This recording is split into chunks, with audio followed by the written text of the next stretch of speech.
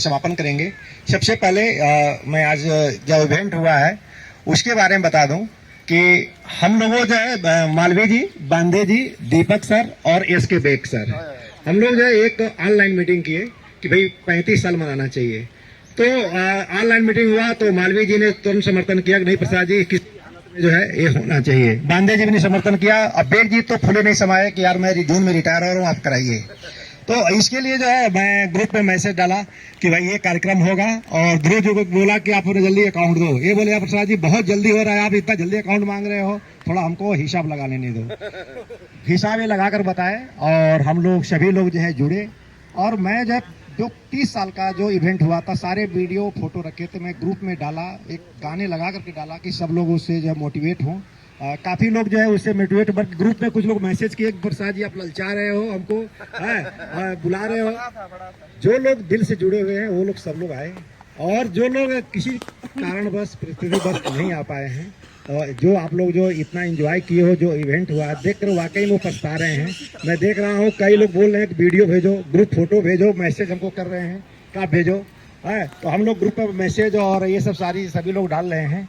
पिछले साल के अपेक्षा इस पर बहुत सारे फोटो, वीडियो, मैसेज और इवेंट भी हुए हैं, और मैं उम्मीद करता हूं कि इसी तरह से एक और बीच में रिक्वेस्ट आया है साइमन सर का कि 2027 मई में तिर्की साहब रिटायर होंगे, 2027 में जो है जून में जो है मई में इनका है और जून में जो है तिर्की साहब का है। तो ये बोल रहे हैं कि 2027 जो है इवेंट आप कराइए, ताकि हम लोग जो है रिटायर से पहले एक इवेंट कराइए। 40 वाला आप कराते रहिएगा, लेकिन 27 वाला भी एक कराइए। इसके लिए आप लोग समर्थन आप दीजिए, तो फिर 27 हम लोग बुलाएंगे। ये मेरी जिम्मेदारी रहेगी कि हम जो है हम लोग इतना तो जुटेंगे ही जुटेंगे। डन बिल्कुल डन। अब बांदे जी आप आ जाइए, भाभी जी आइए, आप थोड़ा सा दो शब्द। बांदे जी हमारे जो है ये पूरे जो है इस कमेटी के हमारे कोषाध्यक्ष महोदय हैं, और ये जो है इसका जो है पैटर्न है, ये मतलब जो है हमारे जो है मूल है। इन्होंने इनके मार्गदर्शन पर देखिए इनका हाथ फ्रैक्चर हुआ, केवल मेरे को फोन किए प्रसाद जी मैं शादी में हाथ, मैं बोला बांदे जी और किसी को मत बताना, केवल मेरे को बताना, नहीं आधे आप ही की तरफ के लोग कैंसिल हो जाएंगे। उसके बाद ये अस्पताल में थे तो हम इनको कैशियर बना दिए। बोले मैं तो अस्पताल में, बोला कोई बात अस्पताल में रहिए, पैसे की बात नहीं है, कैशियर बने रहिए। और उस दिन जब मैं बोले कि कार लेकर का पाए ड्राइवर कर लिए, लेकिन आपका आना जरूरी है, तो इन्होंने देखिए 100 परिवार अपने बहू बेटे और सबके साथ आए हुए हैं। बांदे जी के लिए सोचिए, इस लोग बाग अच्छे खासे लोग बहाना मार लिए, और बांदे जी सोचिए हाथ फ्रैक्चर होते हुए आए हैं। हाँ ये चीज है। तो बांदे जी दो शब्द आप बोले। यहाँ पर उपस्थित सभी मेरे भाइयों और प्यारे भाभियों और प्यारे बच्चों, सबको मेरे तरफ से सभी का हार्दिक अभिनंदन एवं स्वागत है। इस शुभ अवसर पर आप लोगों ने अपनी उपस्थिति प्रदान कर इसको अपने मंजिल तक पहुंचाने में सहयोग प्रदान किए हैं, तो आप सभी का हार्दिक अभिनंदन एवं स्वागत है। और बड़ा खुशनुमा आज का दिन है, कल भी खुशनुमा था। सब बहुत बढ़िया ढंग से आप लोगों ने एंजॉय किया। और मैं जब ज्वाइन किया था 1990 में, तो मेरा सबसे लास्ट ज्वाइनिंग है। हाँ, पहले प्रसाद जी का है और लास्ट का है। और जाने अनजाने इस बैच में एक तरफ ये है तो दूसरी तरफ मैं हूँ। तो बड़ी बात ना होगी, हम लोग कुछ भी बैच के लिए करते हैं तो प्रयास रहता है हम सब लोग को लेके चले और कुछ न कुछ एक्टिविटी करते रहें, चाहे सोसाइटी बने चाहे कुछ भी हो। अच्छा, मैं हमारे बैच में जब हम लोग शामिल हुए तो 31 लोग थे। 31 लोग थे, तो उसमें से हमारे 4 साथी हमसे बिछुड़ गए हैं, जिसमें पहले श्री पुसाम जी, उसके बाद श्री कोसमा जी, फिर मंडावी जी, फिर झारिया जी। हम लोग उनको मिस कर रहे हैं। हाँ, राजकुमार ध्रुव जी, हाँ राजकुमार ध्रुव जी, 5 लोग हैं। उन लोग आधे सफर में छोड़ के चले गए हम लोग को, इस बात का खेद है। पर उनके जो बचे हुए काम है, कारवां है, उसको उनकी धर्म पत्नियां बखूबी निभा रही है। बच्चों को पढ़ाना लिखाना आगे बढ़ाना सब बहुत अच्छे ढंग से कर रहे हैं, हमें खुशी है। और हम लोग एक मिसाल है, यहाँ जितने एक से हमारे पहले 1 से 8 बैच तक हुए हैं और 10th बैच भी आए हैं, पर इस तरह का एक भाईचारा जो हम में है उसमें उन लोग में नज़र नहीं आता और ऐसे मौके की उनको कमी खलती है। तो हम लोग इसके लिए बहुत ही धन्यवाद के पात्र है कि हम लोग जो भी एक आवाज़ देते हैं उस आवाज़ में आवाज़ मिला के आप लोग साथ देते हैं और इस जो भी कार्यक्रम होता है उसको सफल बनाते हैं आप लोग। तो आप लोग बहुत बहुत धन्यवाद के पात्र है। सभी लोग, एक ग्रुप का काम है, ग्रुप के सहयोग से होता है। और खासकर विशेषकर रमेश ध्रुव जी को मैं हार्दिक शुक्रिया अदा करना चाहता हूं कि उन्होंने इस अंजाम को पूरा करने के लिए पूरा अपनी मेहनत लगा दी और बहुत अच्छे ढंग से किए हैं। ये यादगार पाले हमें याद रहेंगे। साथ में मैं एक बात और शेयर करना चाहता हूँ। जैसे PS ठाकुर जी है, एक बार याद होगा ठाकुर जी, जब हम लोग रायपुर दुर्ग में ट्रेन में मिले थे तो आपका रिजर्वेशन था और वो आगे पीछे हो गया था, आपने ध्यान नहीं दिया और फिर हम लोग जनरल डिब्बे में सफर करते हुए आए थे।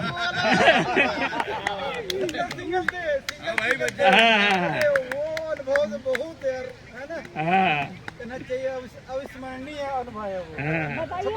बता दीजिए। तो अब जनरल बोगी का तो किस्सा जानते हैं, कितना भीड़ रहता है, कितना क्या रहता है, बड़ा मुश्किल से आए थे। और कल का एक घटना है। कल मैं टहलने जा रहा था तो उधर से PS ठाकुर जी आ रहे थे, तो पूछा उसको कि टहल के आ गए क्या? हाँ आ गए करके। अरे यार गया था मैं इधर और शेविंग कराऊंगा करके, पर अभी तक सैलून खुला नहीं है। ऐसा कर मैं बोल रहा कितना टाइम हुआ है? 8 बज गया यार। ऐसे कहता घड़ी देखो, बोलता 7 बजे। अरे यार धोखा हो गया बोलता। तो ये जरा ध्यान रखिए, धोखा ज्यादा ना हो और सतर्क रहे, है ना? तो कहेगा बस वैसे ही है, उसमें जानते हैं निकलना मुश्किल होता है। एक बार घुस जाओ तो बड़ा पेनफुल रहा वो। आ गए हम लोग। तो चलिए बहुत बहुत धन्यवाद आप लोगों को एक बार पुनः।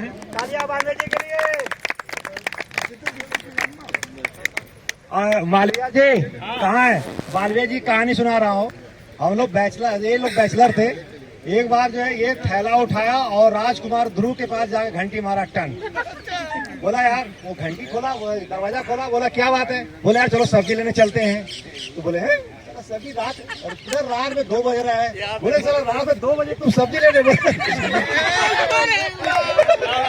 रात में सुनाएगा खुद ही। हाँ देखिए, उस समय राजकुमार ध्रुव जो है बहुत अच्छे NH1 में था हमारे और परम मित्र में से थे वाकई में। एक साइमन जी, मैं मानता हूं उनको, आज भी उनका बहुत सम्मान करता हूं, दिल से सम्मान करता हूं उनका। और एक हमारे राजकुमार जी, मैं इनको जब भी कुछ बोलता हूं कि चलिए हमारे साथ या ये करना है वो करना है, इन्होंने कभी मना नहीं किया मुझे, ठीक है। और जैसे भी दोस्त हैं तो मैं ऐसा कुछ भी संकोच नहीं करता था कि इनके घर नहीं जाना है या कब जाना है या नहीं जाना है, तो मैं कभी भी इनके घर पहुंचता था और इन्होंने भी मुझे अपना छोटा भाई जैसा समझा। तो इस चीज के लिए मैं इन दोनों का बहुत शुक्रगुजार हूँ। हाँ, घटना ऐसी है, उस समय बच्चे थे हम लोग, लगभग बच्चे ही थे, और बच्चे थे तो हुआ क्या, थोड़ा सा दे दो। उसके बाद बच्चे थे, अरे ठीक है, सब ठीक है। बच्चे थे, उस समय हम लोग को बहुत नींद आती थी पता नहीं थक जाते थे तो सो जाते थे, तो सोए ही रह जाते थे, और कोई उठाने वाला था भी नहीं, कोई डिस्टर्ब नहीं करता था।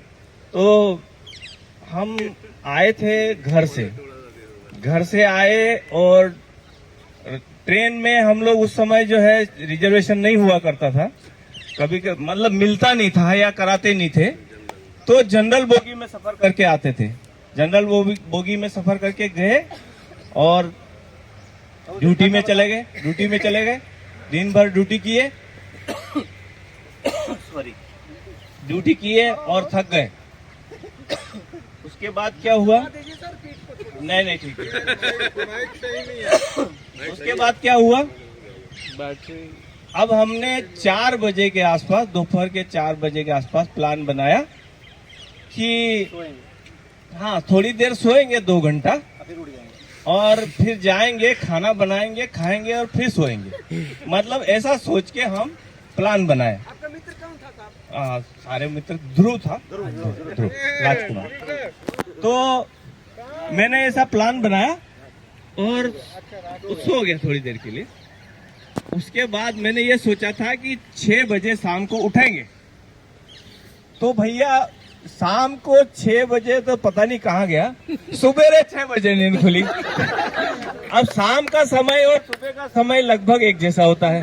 मुझे बिल्कुल समझ में नहीं आया कि ये शाम का समय या सुबह का समय, क्योंकि मेरे दिमाग में प्लानिंग यही थी कि शाम को उसके पास जाऊंगा और मार्केट जाएंगे और खाना बनाएंगे, खाएंगे और सो जाएंगे। और शाम को 6 बजे मैं उसके पास इसलिए जाता था कि उनकी मैडम आ गई थी और उनकी शादी हो गई थी और मुझे फ्री में चाय मिल जाती थी। हाँ, इसीलिए मैं शाम को जैसे ही वो आता था और मैं उसके घर पहुंच जाता था। तो मैं थैला लेके पहुंच गया उसके पास। अब देख रहा हूँ कि वो बाथरूम में है। मैं उनकी मिसेज से पूछा, ध्रुव कहाँ है? बोले बाथरूम में है। अब बाथरूम से वो आया, मेरी तरफ देखा इधर उधर, उसके बाद अबे कैसे वे सुबह सुबह? मैंने कहा सुबह वे, शाम हो गई है। तेरा दिमाग तो खराब है। सुबह का 6 बज रहा है, मेरे को तब भी विश्वास नहीं हो रहा है कि वो झूठ बोल रहा है। अच्छा ठीक है, चाय पिलाओ यार। तो चाय बना के पिलाए वो लोग। उसके बाद मैं घर से जब बाहर निकला और सूरज जब देखा ना, तब मुझे लगा कि नहीं, सुबह का 6 बज गया। थैंक यू, ये इवेंट था उस समय में। बहुत है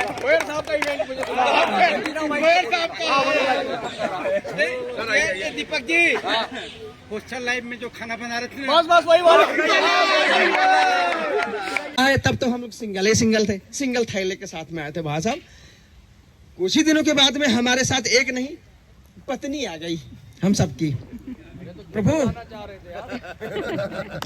मेरी ही नहीं, इवन हमारे प्रसाद जी तो इवन मतलब ट्रेनिंग के समय में ही, क्या प्रसाद जी है? इसलिए आप पहले ही एडवांस में ही आपका सब चीज एडवांस में है सर। थैंक यू आपको। और हम लोग, हाँ तालियां उनके लिए, तालियां। और हम लोग तो थोड़ी सी बाद में आए प्रभु, क्या बताएं। लेकिन ना पछताने की जरूरत नहीं है। बाद में भी हमने कर दिखाने की कोशिश कर, आपके नक्शे कदम पे चल के। प्रसाद जी, इनके लिए तालियां बजाया जाए। और इतनी सुंदर सोच कि हम लोग 35वां वर्षगांठ मनाया जाए। मेरी आत्मा खुशी से फूले नहीं समा रही है। मैंने सोचा कि आएंगे, मेरा सहयोग रहेगा, कम से कम 2 दिन मेरा विंध्याचल आप लोगों की रौनक से आबाद तो रहेगा। क्या माइक में अंकल, दीपक जी, मंदिर का घंटी वाला भी दोनों को जोड़ दीजिए। हम लोग जब ज्वाइन किए थे, ये भाई, मैं खोयर साहब और टेकाम साहब, हम 3 एक रूम में रहते थे। नहीं आप महारथी तो हैं ही। हैं? और बालाघाट के थे ही। हाँ जी, और मैं वहीं से जो है मामा का प्रचलन शुरू हुआ, मामा बोलने का, एकदम है ना? अच्छा। क्योंकि हमारे यहाँ है मामू मामू मेरे को बोलते हैं जानने का था ये। और आज जो है वो मामू तो पता नहीं कहाँ गया, ये रमेश जो है साला सबका मामू हो गया। ये पूरा जगत मामू हो गया। ये मुझे विंध्यनगर का हर आदमी इसको मामा बोलता है, जबकि हम लोगों ने शुरू किया था। ये घटना याद आ रही, उस समय ना उसमें विवाह में फिल्म दिखाते थे, ठीक है, और हम लोग जो है फिल्म देखने के लिए मरते थे, क्योंकि कोई साधन नहीं बिल्कुल, था। अब यंग तो जवानी में भाई हाँ। वो चीज तो होना ही है। अब हम लोग जो है उस समय क्या होता था, एक एक दिन एक एक आदमी को खाना बनाने की